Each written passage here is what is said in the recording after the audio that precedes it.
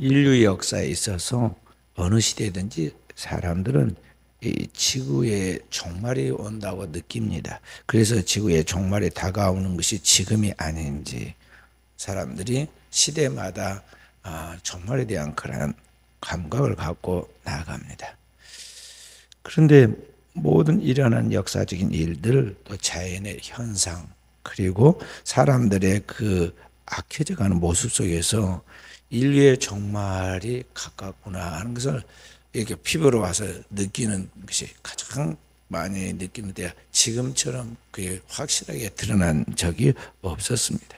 그래 2000년 역사 속에 인류의 종말에 대한 이야기들이 그 시대마다 있었지만, 성경에 있는 말씀이 그대로 현상 속에서 나타나면서 사람들이 그런 것들이 지금 끝이 가까워 왔구나, 종말이 왔구나 하는 것을 느끼는 때가 지금처럼 확실한 때가 없었다는 것이죠. 그래서 우리 그리스도인은 오늘 우리가 살고 있는 이 시대에 성령께서 우리 교회들에게 말씀하신 이 종말에 대한 말씀을 잘 이해해서 어떤 것이 바른 신앙인가에 대한 분명한 신앙을 가지고 세상에 이러한 것들을 보여주므로 오늘날 많은 사람들이 이단 사술에 미혹되어 가지고 영혼이 파괴되고, 또 잘못되어 있는 사상에 이끌려서 한 국가 체제가 만들어서 그러한 국가 속에서 거대한 감옥들이 형성되어 가지고 자기가 지금 감옥에 갇혀서 빠져나가지 못하는 그런 존재라는 것도 못 느낀 채 제대로 어떻게 할 수 없는 채 그렇게 불행한 삶을 살아가는 사람들이 많이 있는데, 바로 그들에게 희망을 주는 사람들이 되어야겠다. 오늘의 시대 우리 그리스도인은 세상에 희망이 되어야 한다. 또 그러한 희망을 보여주는 자들이 되어야겠다는 것이 오늘 우리 사랑하는 성도들이 꼭 생각해야 할 일이겠습니다. 그동안 우리 세계 역사 속에서 믿지 않는 사람들이 종말을 이야기할 때는 성경을 근거해서 믿기보다는 어떤 한 사람, 그러니까 세상에 있는 어떤 한 소위 예언가로 불렸던 한 사람의 이야기 때문에 이 종말에 대하여 생각을 했습니다.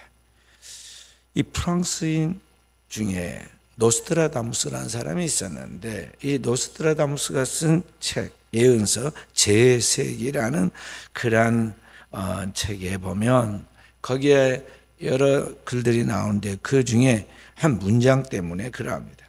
그 제世기에 나오는 사행시 중에 이 1979년 일곱째 달에 하늘에서 공포의 대왕이 내려오리라, 그런 기록이 있는데, 시인데 그것에 근거해 가지고 사람들이 역사를 계산을 했습니다.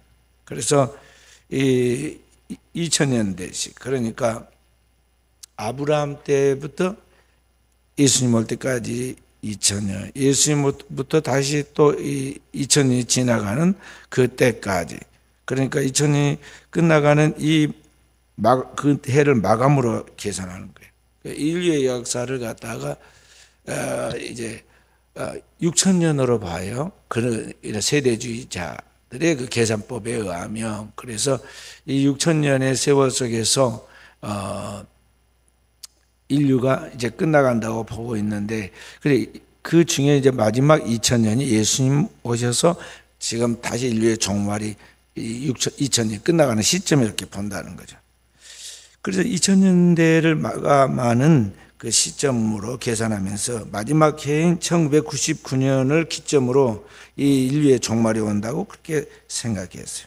방금 이야기한 이 노스트라다무스가 쓴 시 중에 1999년 일곱째 달에 하늘에서 공포의 대왕이 내려온다는 그 말을 그대로 믿어버린 거죠.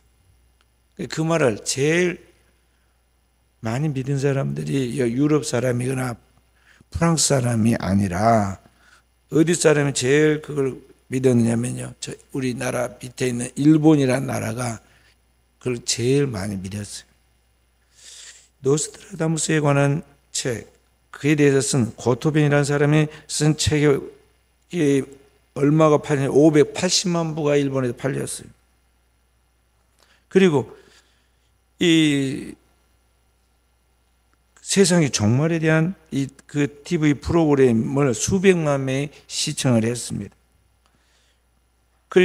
왜 그러냐면요, 그런 날이 되면은 일본 열도가 3분의 2가 바닷속으로 가라앉을 것이라고 그렇게 그들이 예견을 했기 때문에 그런 것입니다. 그래서 일본 대학생들이 여론조사한 가운데 보면 5명 중에 하나가 이 노스트라다무스의 예언을 그대로 믿어버렸고 그 예언이 사실대로 입증될 수 있다고 그렇게 설문조사에서 응답을 합니다. 그리고 그 사람에 대한 책이 신간이 31종 이상 발행되었어요. 그 당시에 나온 타임지에는 일본인들에 대한 그러한 민감한 것들을 보면서 그 종말의 때가 언제 올까 계산하는데 그 1999년도에 우리나라에서는 북한에서 미사일 시험 발사가 있었고 서해 교전이 있었는데 그것도 이게 마지막 종말의 그 하나의 그 트라이가 방아쇠를 지금 당기는 그러한 요인이 아닌가 굉장히 유심히 바라봤다고 그렇게 타임지에 그 당시에 기록이 있었습니다.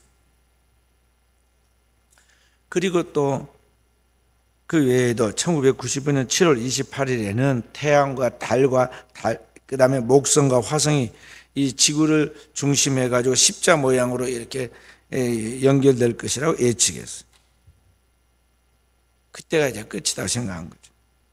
또 1999년 11월 29일에 미국이 붕괴할 것이라고 예언한 사람도 있었습니다. 또 2000년 1월 달에는 전 세계 컴퓨터가 시스템이 와해돼 가지고 말세의 환란이 시작될 것이라고 그렇게 예언한 사람도 있었고 2000년 5월 5일에는 지축이 이동하고 2004년에는 소행성이 지구에 접근해서 충돌할 것이라고 그렇게 주장한 사람도 있고 그랬어요. 그래서 이런 것들은 뭐냐면은 당시에 이 신비주의 색채가 짙은 예언들은 일본만이 아니라 세계 각국에서 계속 관심을 끌었고 그래서 그때 이제 인류의 종말이 오는데 종말이 올 때는 예수 그리스도가 재림할 것이라고 생각해서 예루살렘에 재림할 것이다. 그러니까 예루살렘에 예수님의 재림을 보려는 종말론자들이 이스라엘로 몰려들기도 하고 그랬습니다. 그런데 이런 시대적 종말론에 관한 예언들에 대하여 수많은 지적과 예언들이 나왔지만 그러한 것들을 뒷받침한 실제적인 징조는 하나도 나타나지 않았습니다. 진짜 공부 많이 한 천문학자들은 그런 이야기를 들으면서 이야기하기를 천체에 있어서 그러니까 하늘의 별들을 말하자 십자 또는 일직선 배열에 의하여 이 지구에 천재의 지변이 일어난다고 생각하는 것은 전혀 엉터리라고 그랬어요. 그러니까 이 잡아당기는 인력과 기조력, 그러니까 밀물과 썸을 익히는 지각을 밀고 당기는 힘이 적용한다는 것은 뭐 화성과 금성이 뭐 일직선이 되고 뭐 십자로 되고 그런 것과는 너무 거리가 멀다는 거죠. 가능성이 희박하다. 그러기에는 너무 거리가 먼데 그런 걸로 인해서 지구가 천재 지변이 일어난다? 전혀 그렇지 않다는 거죠. 또 소행성이 지구에 충돌해서 그렇게 지구가 박살이 날 가능성도 수억 분의 1이기 때문에 만약 그렇게 된다면 지금까지 지구 주변에 그 소행성들이 많이 유성으로 떠돌아다녔는데 우리에게 충돌해서 그런 일이 벌어질 수 있었다는 거죠. 근데 이걸 딱 거기다가 지금 1999년에다가 꽤 맞춰가지고 그렇게 말을 억지로 하는 것은 엉터리다는 거죠.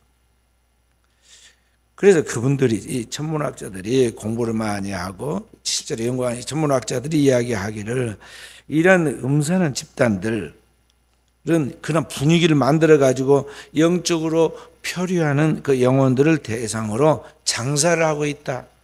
그래 시청률을 높이고 책을 파고 또 그런 것을 통해서 어떤 그런 그들의 목적, 이 세상에 대한 그 물질적인 목적을 나아가고 있다고 진단했어요. 그래서 실제적으로 우리가 살고 있는 이 근세에서 지금까지 종말에 대한 예언들이 많이 쏟아져 나왔는데 실제로 이루어지지 않고 있었죠. 저는 그 시대를 관통해서 살아왔기 20세기로 살아서 왔기 때문에 이 종말에 대한 것들을 생생해 봤어요. 미국의 전도사였던 윌리엄 밀러라는 사람이 뭐라고 그랬냐면 1843년에 예수님의 재림이 있을 것이라고 그렇게 계산하고 발표를 했어요. 그런데 실제로 그런 일이 나타나지 않았죠. 그래서 그 사람이 다시 10년을 늦춰가지고 1844년도에 10월 22일에 예수님이 재림할 것이라고 그랬는데 수정일이 또 이루어지지 않았어요. 우리나라에서는 문선명이가 1967년에 지상에 천국이 실현될 것이라고 그렇게 예언을 했어요. 그래서 사람들이 그걸 믿었습니다.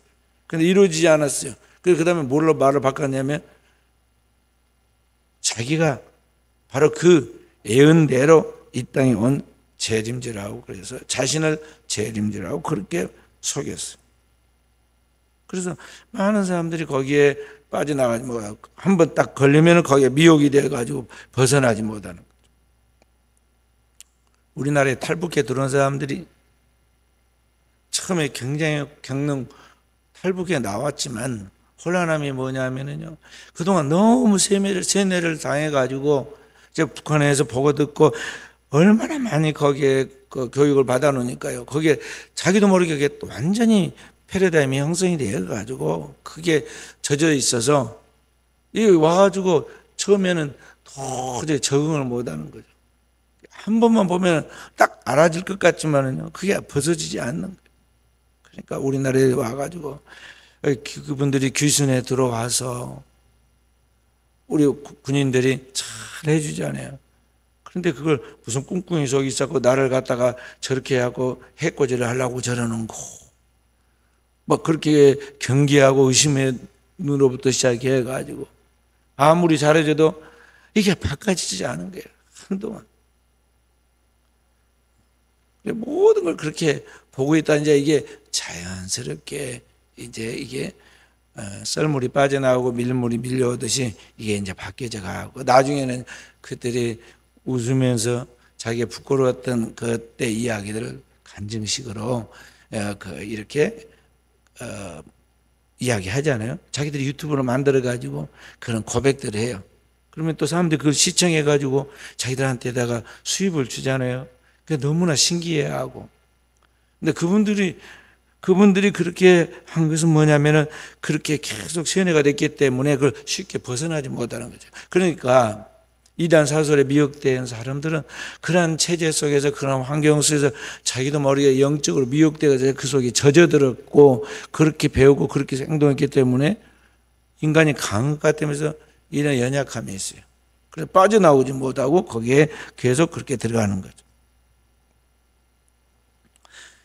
미국에서 태양의 사원이라는 종파를 만들었던 교주 짐 존슨이라는 사람이 있었는데, 가이아나의 존스타운이라는 곳에 신도 900명을 모아가지고 종말론을 선포하면서 나중에 어디까지 극단적으로 나가게 되느냐면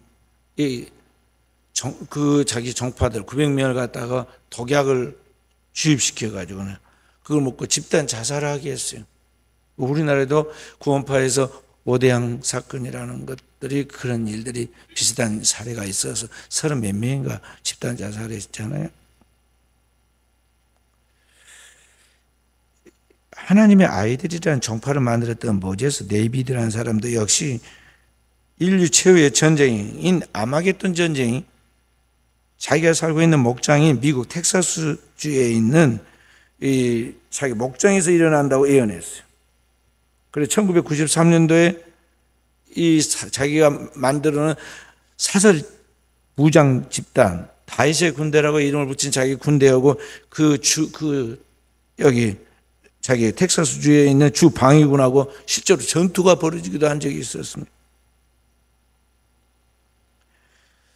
또 1997년 마샬 허프 애플화이트라는 사람이 천국의 문이라는 교단을 만들어서 종말이 임박했으니까 모두 이 자살해서 외계인의 우주선으로 갈아타야 한다, 승선해야 한다, 그런 식으로 완전히 그냥 허무맹랑한 것들을 그렇게 꾸며가지고 이야기를 해서 주도해 나간 경우가 있어요. 테크노 종교 사교 집단이죠.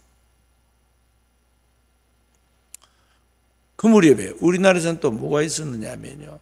1992년도 10월 28일에 예수님께서 재림한다고 다가올 미래를 준비하라고 했던 다미선교회가 있었어요. 이장님이란 사람, 그 다미선교회를 만들어 이끌었는데요. 똑똑한 사람도 거기에 걸려들어. 그래서 저는 곁에 생생하게 그걸 봤어요. 왜냐하면 저랑 함께 신학교에서 기도하던 분 중에 공부도 아주 잘하시고 그러신 분인데 이분이 어떻게 해가지고 이 다미선교와 같은 그러한 종말론에 거기에 빠졌어요. 그래가지고 그 도시에서는 가장 그 교회가 큰 교회였기 때문에 말이죠. 방송국에서 와서 취재하고 그걸 생생히 보여줬다니까요. 12시 안에 재림의 그 사건이 일어나는가 일어나지 않는가. 그래서 제가 그때는 젊었을 때라 찾아갔어요. 그러기 전에 그러지 말라고. 비성경적이라고 이야기해주고 하나님의 말씀을 찾아서 그날과 그 시는 아무도 모르고 아들도 모르고 아버지만 아시느니라. 그 하나 말씀 이야기하고 거기에 빠져들면 안 된다고 이야기를 해줬어요. 그런데 한 번 이게 딱 자기 안에 미혹의 영이 들어가면 믿어지고 움직이는 거예요. 그 나중에 딱 12시, 밤 12시에 기다려도 뭔 변화가 없잖아요. 휴거가 한 명도 안 일어나잖아요. 얼마나 허망해지고 얼마나 초라해졌겠어요. 그것을 또 그분들이 금방 깨달아야 한대요. 마치 이 예수님의 재림을 예언했던 사람들이 나중에 그게 맞지 않으면 연기됐다고 이야기하고 바꾸듯이 말이죠. 그분들 또 거기에 대한 다른 새로운 합리화를 하는 그런 말들로 미혹이 되는 것을 또 봅니다. 그래서 오늘 우리는 이 종말에 대한 바른 성경적 계시에 대하여 우리는 분명한 것을 깨달아야겠어요. 자, 그렇다면 주님이 오늘 말씀 속에서 이 종말에 대하여 이야기할 때 제자들이 예수님께 물어보잖아요. 예수님께서 이 예루살렘 성을 돌 하나도 돌에 놓이지 않고 다 무너뜨려지는 날이 오게 될 것이다 하고 주님께서 말씀하실 때 그때 제자들이 와서 세상 끝날에 무슨 징조가 있겠사오며 어느 때 이런 일이 일어날 수가 있습니까? 하니까 주님이 4절부터 이야기하면서 뭐라고 하냐면 너희가 사람의 미혹을 받지 않도록 주의하라 하면서 이제 쭉 주님이 이야기를 하십니다. 그러면서 5절에 뭐라고 말씀합니까? 많은 사람이 내 이름으로 와서 이르되 나는 그리스도로 하여 많은 사람을 미혹하리라. 그렇게 이 종말에 대하여 오늘 성경에 우리가 가르친 예수님의 말씀의 첫 번째 뭐냐면 말세가 되면 자칭 그리스도라고 하는 구세주라고 하는 사람들이 등장해서 백성들을 미혹한다는 거죠. 그러니까 이 종교 사기꾼들이 끊임없이 영적 미혹을 받아가지고 사람들의 영혼을 우는 사자처럼 낚아채려고 그렇게 등장한다는 것입니다. 24절, 25절 말씀 함께 읽어보십시다. 24절, 25절. 거짓 그리스도들과 거짓 선지자들이 일어나 큰 표적과 기사를 보여 할 수만 있으면 택하신 자들도 미혹하리라. 보라, 내가 너에게 미리 말하였느니라. 아멘. 또 27절까지 읽어봅시다. 그러면 사람들이 너희에게 말하되 보라, 그리스도가 광야에 있다 해도 나가지 말고 보라, 골방에 있다 해도 믿지 말라. 번개가 동편에서 나서 서편까지 번쩍인 같이 인자의 마음도 그러하리라.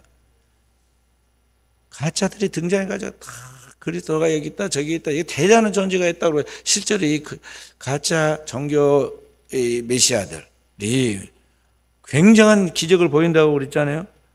표적과 기적을 보여서 할 수만 있으면 교회 다니고 예수 믿는 사람들까지 심지어는 하나님 성령을 그 이마에 인을 쳐서 하나님 백성으로 확실한 그런 사람들까지도 빠지게 만든다는 거죠. 그래서 영적 미혹에 걸리지 않도록 주님께서 우리에게 깨어 있어야 하고 분별하는 거죠. 그 주님이 말씀하신 그 말씀이 뭐냐? 진짜 주님이 재림에 오신 그날에는 번개가 번쩍하면 저 동쪽에서 서쪽까지 한 번에 다 비춰가지고 모든 의지에 다 알 수 있게 하듯이 주님이 이 땅에 오시는 그때도 동서남북에 아무도 거기에 감출 것이 없이 한 번에 다 드러나고 보여지고 알 수 있도록 그렇게 주님이 이 온 우주 천지에 재림에 오신다. 그러니까 우리가 속지 말아라는 거죠. 속지 말아라. 그런데 사람들이 미혹을 당하니까 사람이 미혹을 받지 말라고 그랬는데 미혹을 당하니까 말이죠. 자기가 재림 주라고 그렇게 한 사람들을 한테 졸졸 따라다니고 시간과 물질 모든 걸 다 바치는 사람들이 많이 있었고 지금도 있잖아요. 속지 말라는 거죠. 두 번째로 지구 종말을 예고하는 많은 시대적 징조들이 나올 것이라고 주님이 이야기하고 있죠. 아까 이 4절부터 쭉 우리가 좀 읽어보면 거짓 선지자부터 시작해서 그래서 가짜 그리스도, 가짜 메시아라는 사람들부터 나오잖아요. 여기 12절까지인데요. 천천히 우리 읽어봅시다. 6절 난리와 난리 소문을 듣겠으나 너희는 삼가 두려워하지 말라. 이런 일이 있어야 돼. 아직 끝은 아니라. 그러니까 전쟁에 끊임없는 소문이 있다는 거죠. 7절에 민족이 민족을, 나라가 나라를 대적하여 일어나겠고, 그러니까 전쟁이 끊임없이 일어난다는 거죠. 그리고 세계 제1차 대전, 세계 제2차 대전 끝나고도 지금도 곳곳에 전쟁이 일어나잖아요. 일어나고 그 다음에 기근과 지진이 있으리니 끝없는 그런 재난들이 계속 일어나고 옛날에는 상상하지 못했던 그런 재난들이 벌어지고 있잖아요. 그런데 그러한 것이 있었다 끝나 종말이다 하고 보지 말라는 거죠. 8절에 보면 이 모든 것은 재난의 시작이니라. 그러니까 이 종말의 징조 중에 시작에 불과하다는 것이죠.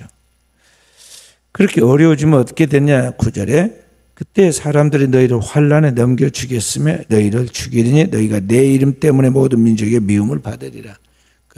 이런 때 사람이 어려워지면 자꾸 누군가를 탓을 하게 되어갖고 있고 다른 사람에게 책임을 전가시키게 되어갖고 있는데 특히 위정자들은요 자기에게 대한 정치적 불만을 뭔가에 다른 것에다 쏟아버리게 하기 위해서 대개 교회에 다니는 기독교인들이 거기에 투사를 시킨다는 거죠.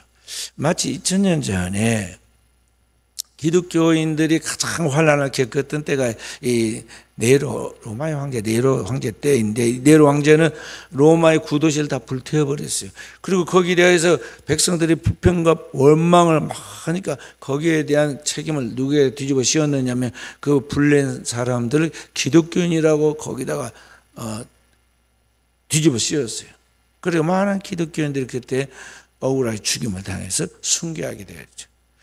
그러므로 오늘 우리가 진짜 하나님을 믿는 사람들인데 그 진짜 하나님을 믿는 사람들이 이런 마지막 종말의 때 환난 속에 들어갈 때에 하나님 백성들이 때로는 핍박을 받고 때로는 죽임까지 당할 수도 있는데 그때도 두려워하지 말라고 주님께서 미리 알려주고 있는 거죠.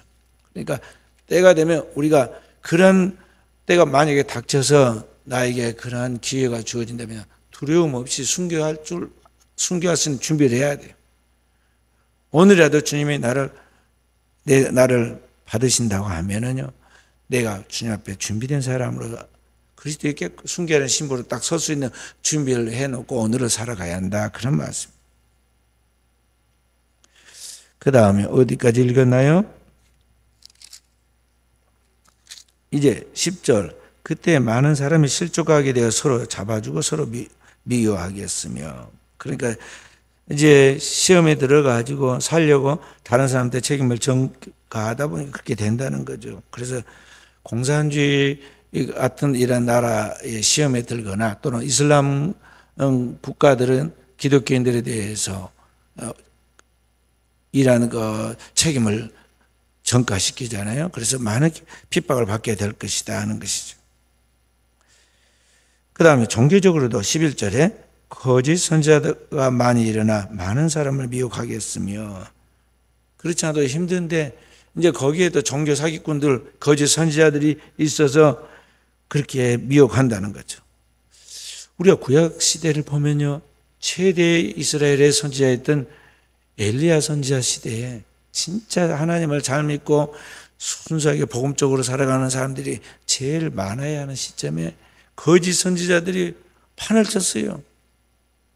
그래서 그때 당시에 종교와 정치가 결탁을 해가지고 이 거짓 선지자들이 왕의 눈을 흐리게 하고, 그래서 기독교인들을 잡아서 죽였는데, 오베다라는 선지자이면서 장관이었던 그 사람은 엘리에zer 선지자한테 그렇게 이야기하잖아. 내가 하나님을 참 믿는 그 우리 천국 백성 되는 우리 사람들 죽임을 당할 때 50명씩 100명씩 굴에다 숨겨놓고 그들을 살려주고 그들을 먹을 걸 대줬다는 것을 당신이 알지 않습니까? 당신은 기도하는 선지자라 당신의 영감으로 다 그 보고 듣고 알지 않습니까? 그렇게 이야기하잖아요.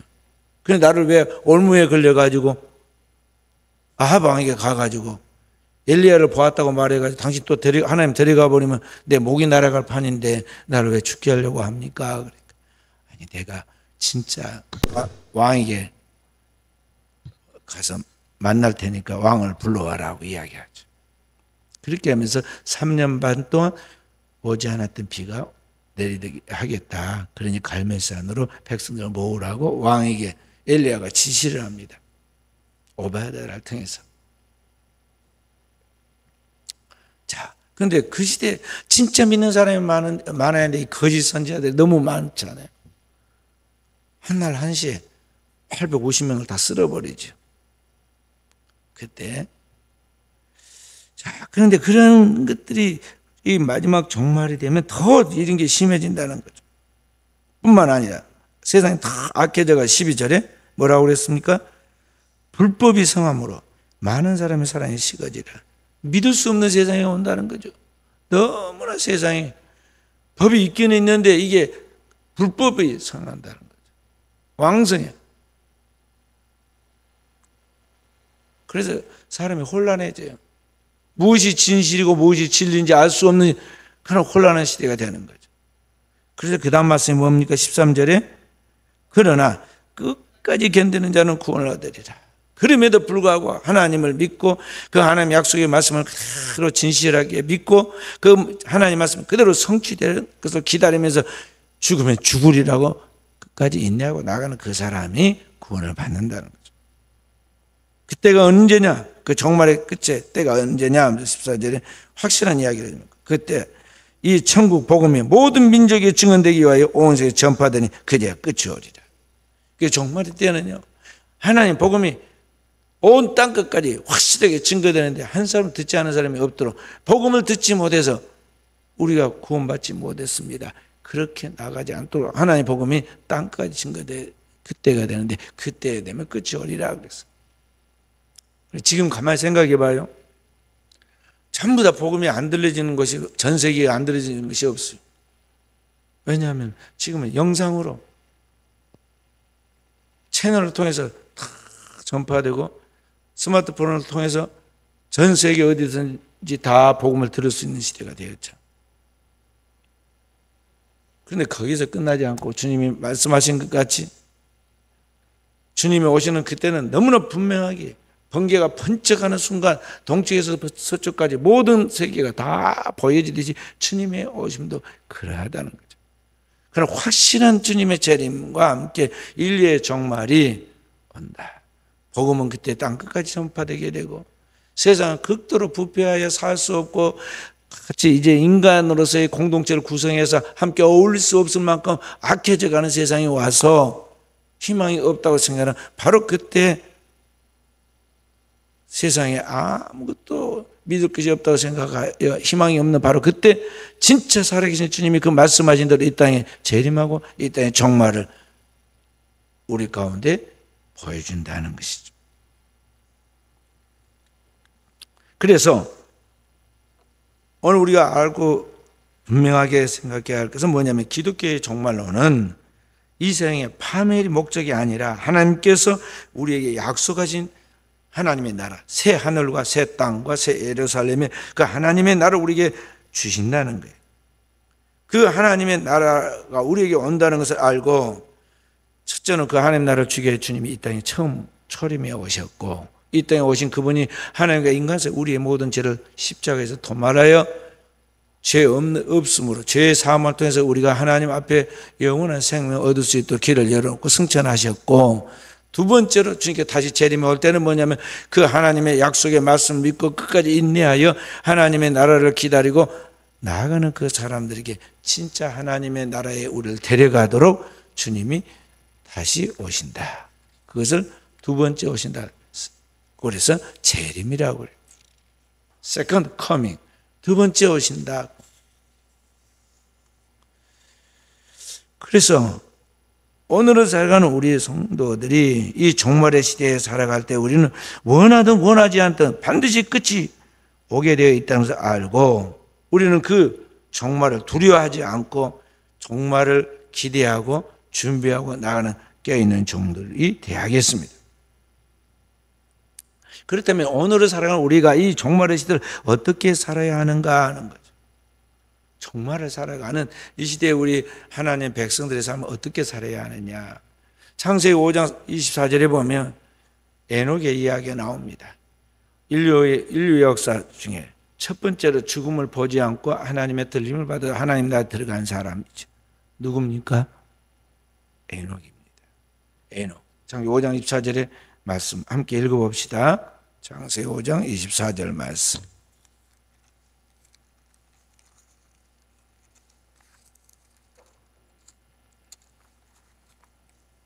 함께. 에녹이 하나님과 동행하더니 하나님이 그를 데려가심으로 세상에 있지 아니하였더라. 아멘. 다 960년까지 사는 이때에 에녹은 365세밖에는 못 살았어요. 65세에 자녀를 낳고 300년을 하나님과 동행했어요. 에녹이 하나님과 동행하더니 하나님이 그를 데려가심으로 세상에 다시 있지 않았다 그랬어요. 그러니까 오늘을 살아가는 우리 그리스도인이 이 종말의 시대에 어떻게 살아야 하느냐? 에녹처럼 하나님과 동행하는 영적인 삶을 살아야 한다는 거예요. 에녹은 그 시대가 이제 노아의 홍수로 심판할 수밖에 없는 죄악이 관영한 종말의 시대에 살았어요. 그 시대 첫 번째 인류의 심판이 홍수 심판이 있기 직전에 살았는데, 그 죄악이 관영한 때 에녹은 어떻게 살았느냐? 하나님과 동행하는 영적인 삶을 살았다는 거죠. 그러니까 365년밖에 안 살았지만은 하나님의 합격, 그리고는 그냥 천국으로 빨리 데려갔다니까요. 하나님과 동행하는 그런 영적인 삶을 살아야 한다는 거예요. 그렇게 영적인 사람으로 우리가 세상에 매이지 않고 초연한 영적인 삶을 살아가려면 어떻게 하느냐? 첫째는 개인적으로는 자신의 삶을 경건하고 거룩한 삶을 살도록 자신의 삶을 늘 단장해야 돼요. 누가 그걸 해주는 게 아니에요. 자기 단장을 자기가 해야 돼요. 고린도후서 7장 1절 말씀 함께 읽어봅시다. 신약 성경 고린도후서 7장 1절 말씀.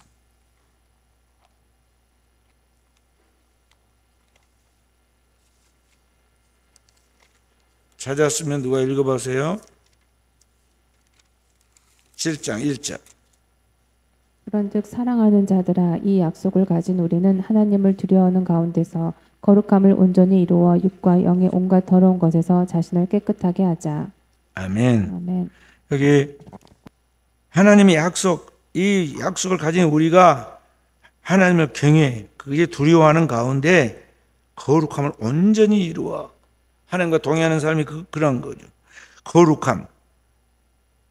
하나님의 백성으로 거룩함을 온전히 이루어 육과 영의 온갖 더러운 것에서 자신을 깨끗하게 하자. 그러니까 오늘 육체와 영혼까지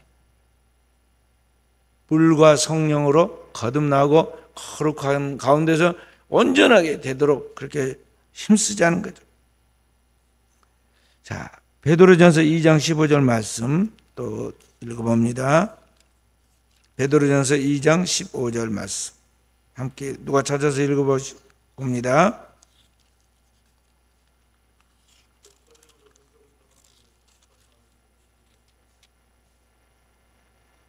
예, 곧 선행으로 어리석은 사람들의 무식한 말을 막으시는 것이라. 그러니까 그리스도인으로서 어느 우리가 오늘의 선한 사마리아인처럼 그렇게 세상에 아무리 그렇게 불의와 불법으로 나갈지라도 하나님의 백성들은 하나님의 거룩한 삶을 행동으로 나타낸다는 거죠. 베드로후서 3장 8절에 13절 말씀 함께 읽어봅니다. 베드로후서 3장 8절에서 13절 함께. 사랑하는 자들아, 주께서 하루가 천년 같고 천년이 하루 같다는 이 한 가지를 잊지 말라. 주의 약속은 어떤 이들이 더디다고 생각하는 것 같이 더딘 것이 아니라 오직 주께서는 너희를 대하여 오래 참으사 아무도 멸망하지 아니하고 다 회개하기에 이르기를 원하시느니라.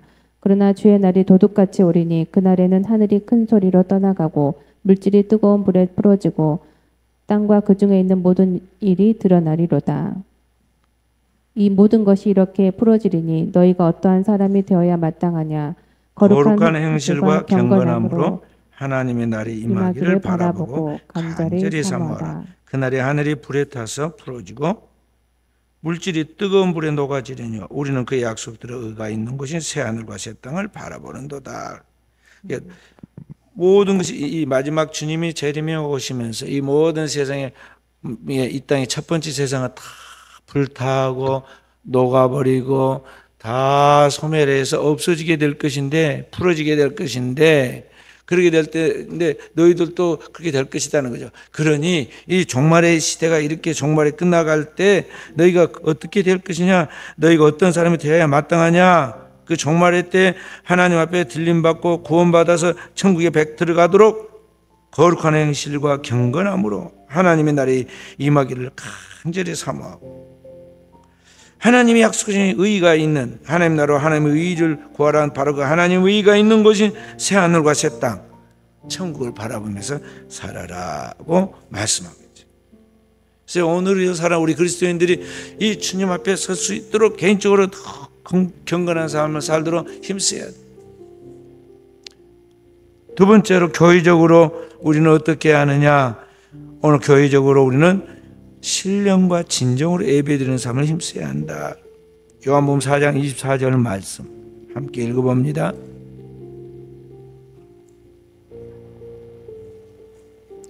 하나님은 영이시니 예배하는 자가 영과 진리로 예배할지니라. 그러니까 오늘 하나님이 예배자를 찾으시는데 어떤 예배자냐? 영과 진리로 예배하는 자, 성령 안에서 진리로 참 예배드리는 그 사람, 하나님이 숫자 보지 않는다는 말이죠. 진짜 예배자 2명, 3명. 2명도 좋다. 두 사람이 합심하여 기도하면 들어주신다 그랬어요. 그러니까 우리가 사람들은 껍데기만 보니까요, 외적인 것을 보고 숫자를 봅니다. 그런데 하나님은 중심을 보셔. 중심을 보셔. 예루살렘을 다녀서 진짜 하나님 앞에서 제대로 된 사람 한 사람만 의인 찾으면 이스라엘 전체를 사해 준다고 그러잖아요. 근데 한 사람이 없다 이 말. 4,000년 전에 아브라함 시대 수많은 사람이 있었지만은요, 진짜 믿는 사람 아브라함 한 사람이니까 하나님께 아브라함 선택해서 하나님을 믿으냐, 하나님이 그를 의로 여기시고 그 믿음을 의로 여기시고 그를 통해 인류의 구원의 역사를 시작한 거예요. 그러니까 우리가 껍데기로 보면은 그걸 아는 것 같잖아요. 그 이전에 더 나아가서 아브라함은 셈 족속인데 셈의 아버지였던 노아는 또 어때요? 그 시대에 수많은 사람들이 땅에 많이 살고 있었지만 다 홍수 심판으로 멸망할 때에 노아, 당대 하나님 앞에 온전한 사람이었던 한 사람을 하나님이 선택하잖아요. 그러니까 하나님은 중심을 보시고 진짜 예배자를 찾으신다 이 말이에요. 예배자. 어떤 예배자냐? 진짜 하나님의 성령에 사로잡혀서 하나님의 말씀을 따라 그대로 믿고 하나님께 경배하는, 자, 그렇게 사는 사람을 찾으신다 그 말. 그래서 오늘 우리가 어떤 사람에 대하느냐, 사도 바울이 이렇게 권면했습니다. 로마서 12장 1절 2절 말씀 함께 읽어봅니다. 로마서 12장 1절 2절 말씀. 그러므로 내 사랑하는 형제들아, 내가 하나님의 모든 자비하심으로 너희를 권하노니 너희 몸을 하나님 기뻐하시는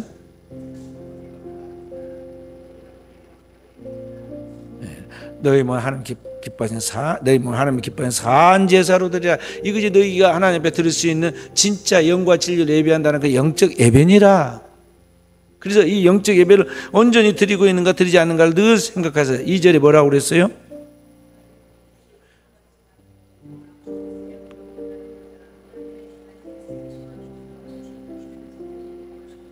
아멘. 나도 모르게 젖어 있고 나도 모르게 배어 있고 나도 모르게 따라가고 휩쓸려가서 따라가고 있는 이 세대의 풍속을 당연한 것이 생각하면서 그렇게 하지 말라는 거죠. 종교적으로도 신앙적으로도 그렇게 하지 말라는 것이죠.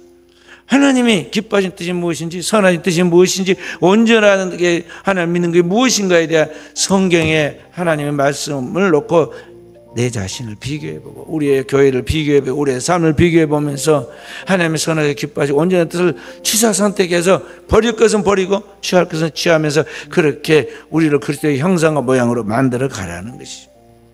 그런 예배자를 주님은 찾으신다. 세 번째는 성경적으로는 항상 말씀 중심의 삶을 살아야 한다는 것이죠. 디모데후서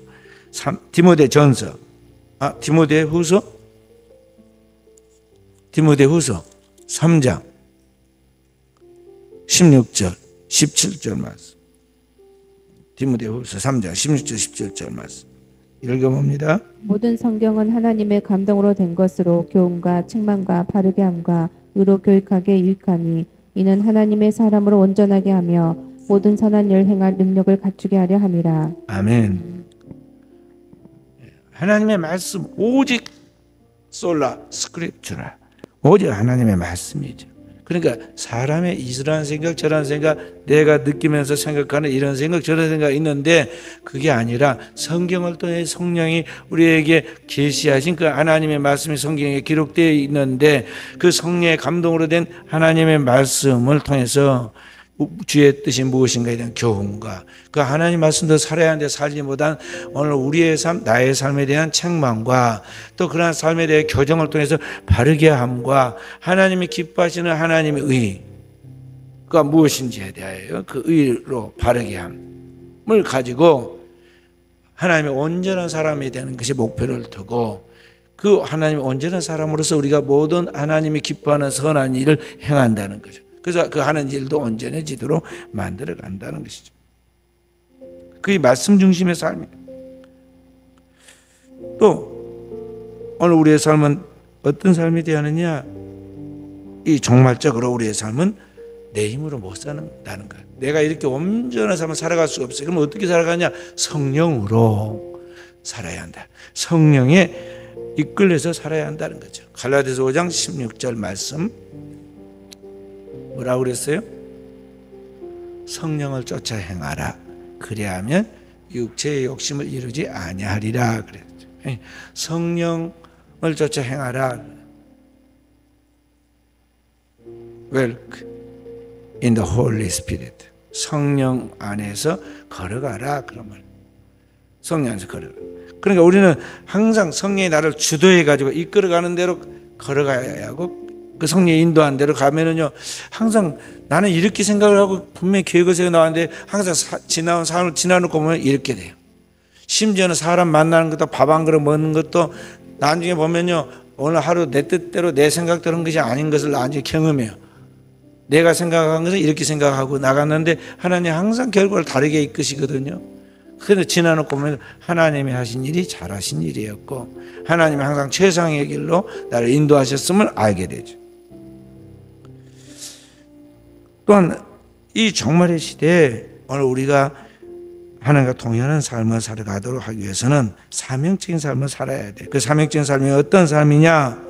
바로 그 성령에 쫓아 살면서 성령의 권능으로 주님의 복음을 전하는 것이 나의 삶의 목표가 되도록 해야 한다는 거죠. 사도행전 1장 8절 말씀 함께 오직 성령이 너희에게 임하시면 너희가 권능을 받고 예루살렘과 온 유대와 사마리아와 땅 끝까지 내 증인이 되리라 그랬어요. 그러니까 어느 우리 그리스도인은 그리스도의 자녀잖아요. 하나님의 자녀이고 그리스도의 것이야. 그렇기 때문에 어느 우리의 삶의 존재와 의미와 목적은 뭐냐면 그리스도 지향적인데, 그것은 그리스도를 통해 내가 구원받은 것이 이 땅에 그리스도를 만나서 구원받을 영혼들을 인도하는 데 우리의 삶의 목적이 되어야 한다는 거죠. 그게 우리의 사명이 되어야 돼요. 그래서 사도는 뭐냐면 먹든지 마시든지 뭘 하든지 그렇게 하라고 그래요. 하나님의 영광을 위하여 하라. 살든지 죽든지 내 몸에서 그리스도가 정직게 되게 하라. 살아도 우리가 주를 위하여 살고 죽어도 우리가 주를 위하여 죽나니 사나 죽으나 우리가 주의 것이다 하고 표현하잖아요. 그러니까 우리 그리스도인은 세상 속에 그리스도를 보여주는 도구예요.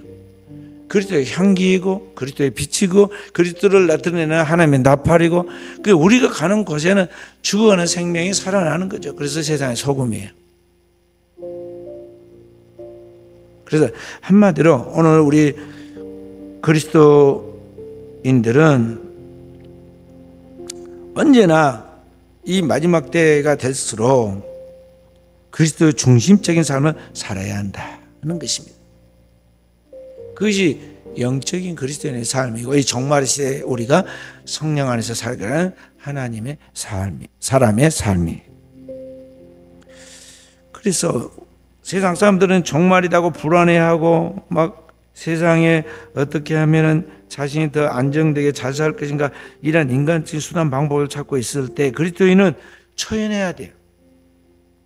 언제든지 주님이 오시면 우리가 주님을 맞이할 준비를 딱 하고 오늘은 살아가고, 개인적 종말이 되었든 우주적 종말이 되었든 분명히 종말이 오기는 오는데 그 종말의 때에 우리가 흔들림 없이 주 앞에 설 수 있도록 해야 한다는 거죠. 이제 저희 장모님이 이제 연세도 많고 몸도 이제 노쇠해서 언제 하나님 부르실지 모르는 시점에 왔어요. 그래서 할 수 있는 최선을 다하면서 그걸 계속 체크해 줍니다. 언제든지 주 앞에 설 수 있도록 소연하게 주 앞에 주님을 향하여 나아갈 수 있도록. 그게 중요한 거거든요. 중요한 거. 그것 없이 주님의 영광을 보지 못하고 그 나라에 들어가는 확실한 소망이 없이 여기서 우리가 동물처럼 조금 더 살면 뭐하고 덜 살면 뭐 할 거예요. 어차피 인생은 이 땅을 떠나게 되었고 있는데, 그래 두려움 없이 우리는 주님 앞에 살다가 가야 돼요. 우리 믿음의 조상들은 그런 확실한 이 영적인 믿음이 있었기 때문에 순교의 자리를 두려워하지 않고 나갈 수 있었던 거거든요. 그런 믿음이 우리에게 오늘에 있어야 한다는 것이죠. 저와 우리 사랑 순전히 교회 모든 성도들이 이러한 깨어있는 영성 있는 신앙에 서서 오늘 하루하루를 항상 기쁘게 범사에 감사하면서 또 그러한 영성을 가지고 오늘의 이 시대 영혼들을 위하여 기도하면서 살아야겠고, 그런 믿음의 삶을 통해서 이 땅에 방황하고 상처가 죽어가는 영혼들에게 희망을 주는 이 시대의 등불이 되는 깨어있는 종들이 되어야겠습니다.